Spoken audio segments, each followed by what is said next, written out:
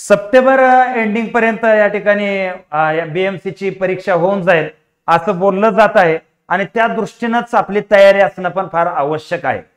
आणि यामध्ये आपण पाहतो की एक्झाम टीसीएस घेणार आहे। जरी पॅटर्न आयबीपीएस सारखा यांनी लावलेला असेल 45% प्रत्येक विषयामध्ये, तरी पण आपल्याला एक गोष्ट लक्षात ठेवा की एक्झाम टीसीएस घेणार आहे। टीसीएस एक्झाम घेणार आहे याच्यासाठी मी वारंवार सांगतोय का तर टीसीएस न तलाठीची एक्झाम घेतलेली होती आणि तलाठीच्या एक्झामला अपवादात्मक काय विद्यार्थी द्या सोडून की 200च्या वर गेले स्कोर वगैरे तो मुद्दा वेगळा आहे।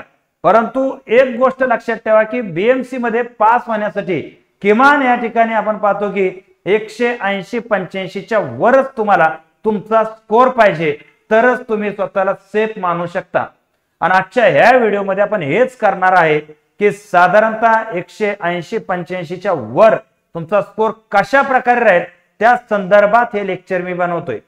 साधारणतः जर आपण पाहिलं 15-16 मिनिटाचा हा व्हिडिओ आहे, पण हा व्हिडिओ बीएमसीचा अभ्यास करणाऱ्या प्रत्येक विद्यार्थ्यांनी लक्षपूर्वकच बघितला पाहिजे का तर टीसीएसचा या ठिकाणी हा जो सिस्टम आहे हा सिस्टम आपण उघडून पेलेला आहे का तर 1000च्या वर आपले टीसीएस मधून सिलेक्शन झालेले आहे। लक्षात घ्या, तर त्या संदर्भात आपण प्रत्येक विषयाने काय काय तयारी तुमची आतापासून पाहिजे का तर दिवस कमी आहेत त्याविषयी आपण बोलणार आहोत ते पहा। तर पहिला मुद्दा लक्षात ठेवायचा आहे की टीसीएस नुसार बनवलेल्या 10 टेस्ट आहेत। 99 रुपये फक्त याची प्राइस आहे। चहापेक्षा सुद्धा कमी किमतीला ह्या टेस्ट आहेत आणि मी तर आवर्जून सांगेन की प्रत्येक अभ्यास करणाऱ्या विद्यार्थ्यांना ही टेस्ट सोडवलीच पाहिजे का तर तुम्हाला तुमचं जे अभ्यासाची लेवल पातळी आहे ते पातळी काय ते समजून येईल। त्याच्याबरोबर टीसीएस ची बॅच आहे 999 ला आहे आणि त्या विद्यार्थ्यांना 10 टेस्ट सुद्धा फ्री आहेत। हा मुद्दा लक्षात घ्या। तो बॅच कशी जॉईन करायची काय करायची तर स्क्रोल वरती जो नंबर आहे 7038155255 आणि त्याबरोबर डिस्क्रिप्शन मध्ये ऍप आहे आणि त्याच्याबरोबर डिस्क्रिप्शन मध्ये टेलिग्राम सुद्धा आहे, तो जॉईन राहू द्या। तिथेही टीसीएस चे प्रिव्हियस इयरचे सगळे पेपर आपण टाकलेले आहेत। असो तर आपण मूळ मुद्द्यावरती वळूया की टीसीएस नुसार तयारी करायला जरी आपल्याला सांगितले की 45%ची अट आहे, म्हणजे प्रत्येक घटकने आहे तुम्हाला 45% मार्क्स त्यात पडले पाहिजेत असं आहे। पण हे तुम्ही डोक्यातनं काढून टाका का तर यानं फक्त पासिंग होईल, ह्याच्या पलीकडे रिझल्ट येत नाही। तर आपल्याला बघायचंय प्रत्येक विषय सुरुवात तुम्हाला मी मराठीपासून करतो। मराठीपासून जर पाहायचं झालं 25 प्रश्न तुम्हाला विचारले जाणार आहेत आणि याच्यासाठी 50 मार्क्स तुम्हाला असणार आहेत, बरोबर आहे। आता इथं काय बघा, निगेटिव्ह मार्क सिस्टम याचा विचार आपल्याला करायचाच नाही का तर आपल्याला इथं करायचा विचार तो म्हणजे 25 पैकी ह्या 25 प्रश्नाला कशा प्रकारे सामोरं जायचं आहे आणि यामध्ये जे आपण पाहतो आपली लेवल जे आहे का तर इथं हा एकमेव घटक आहे की या घटकामध्ये आपल्याला एकही मार्क जाता कामा नये।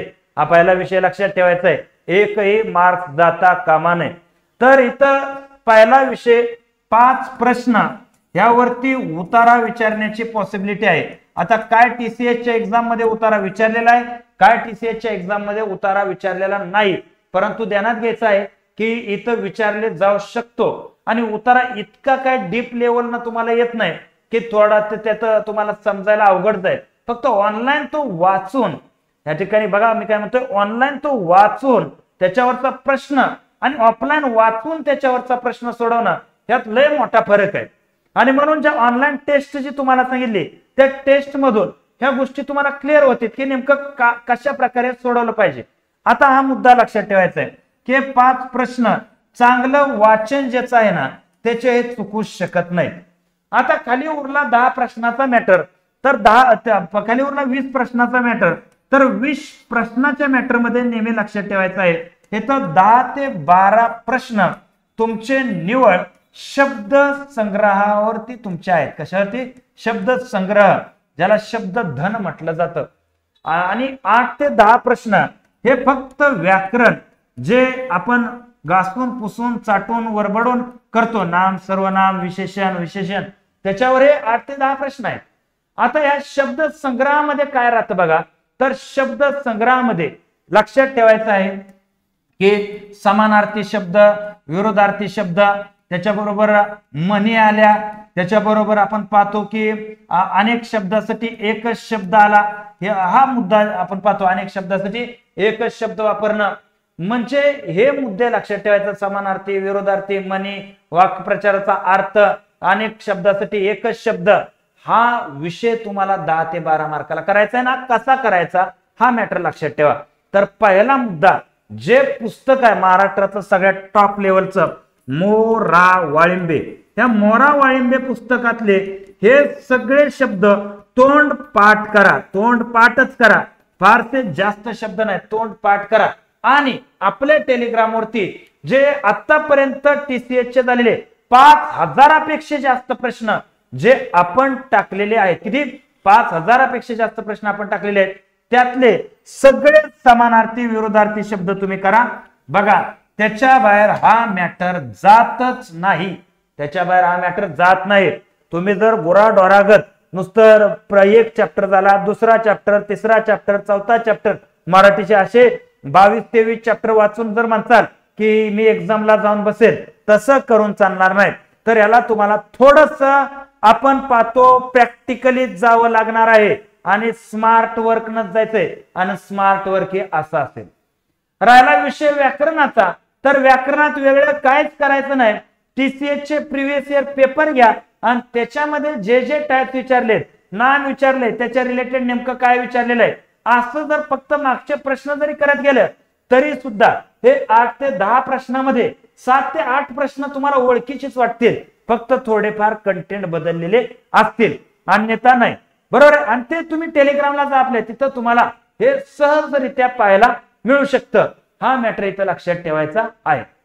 लक्षात आला. तर हा मराठी. आणि इंग्रजीला सेम ऍज इट इज आहे. मराठी आणि इंग्रजीला काय वेगळं आहे? इंग्रजीला सेम ऍज इट इज आहे.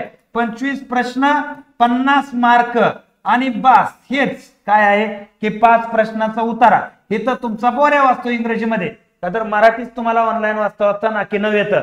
आणि इथं तुम्हाला वाटतं हे सुटतंय का वाचतोय, आपण काय करतोय, त्याच्यासाठी थोडी इंग्रजीची प्रॅक्टिस ठेवली तर इथं 2-3 प्रश्न जरी ह्या 5 पैकी बरोबर आले, पण इंग्रजीचा प्रश्न आपल्याला सोडायचा नाही कुठला, तर ह्या व्होकॅब्युलरीचा. आणि ह्याच्यासाठी काय करा, त्याच्यासाठी सिंपल गोष्ट करा की इंग्रजीसाठी तुम्ही फक्त TCS चे पाठीमागचे प्रश्नच करा.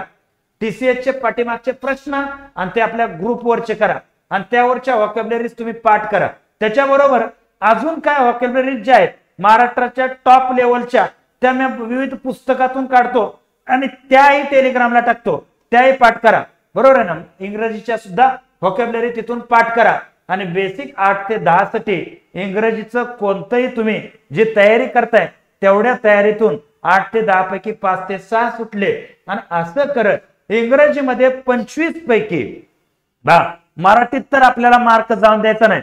22-23 प्रश्न मराठीचे आलेच पाहिजेत, पण इंग्रजीचे ह्या लेवलनं तुम्ही गेला तर 16-17 प्रश्न इथं इंग्रजीचे तुम्ही ऍक्युरेट बरोबर आणू शकता.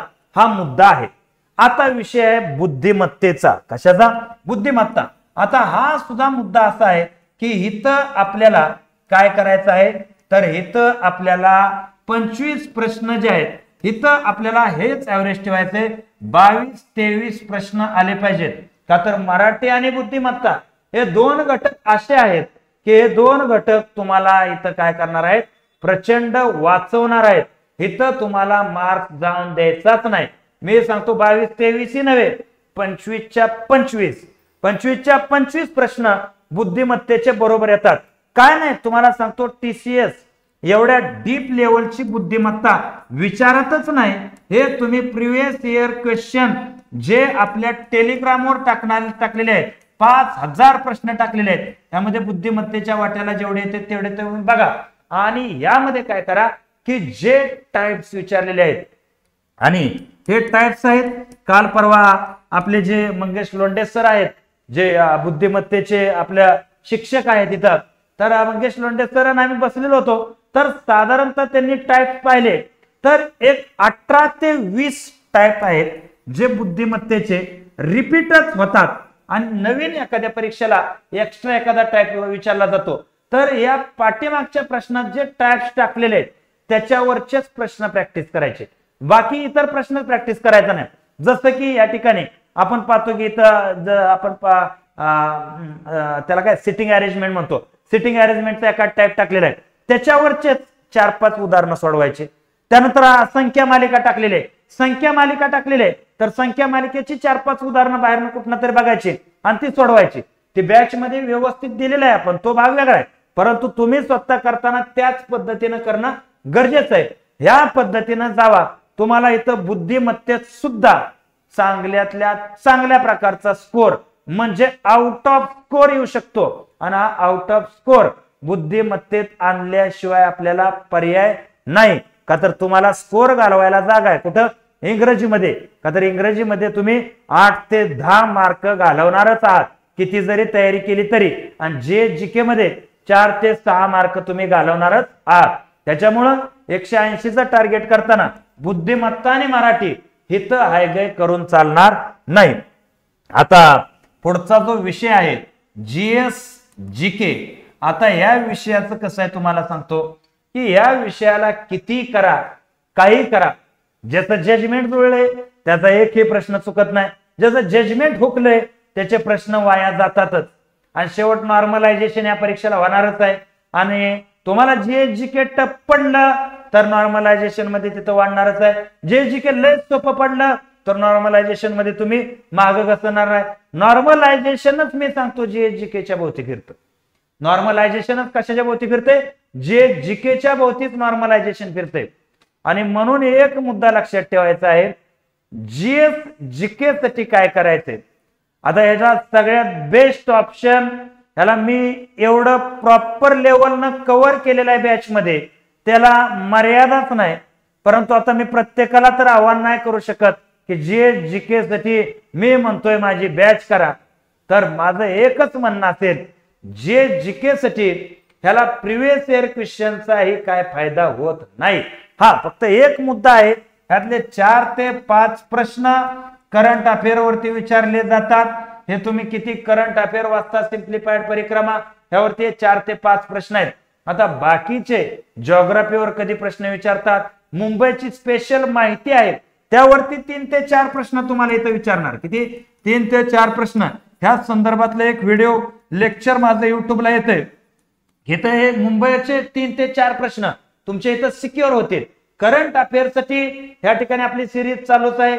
आता ती तुम्हाला मी सजेस्ट नाही करणार, का तर आता ते मोठे लेक्चर आहेत, त्यातून 4-5 काढणं म्हणजे डोंगर पोखरून उंदीर काढल्यासारखं होईल.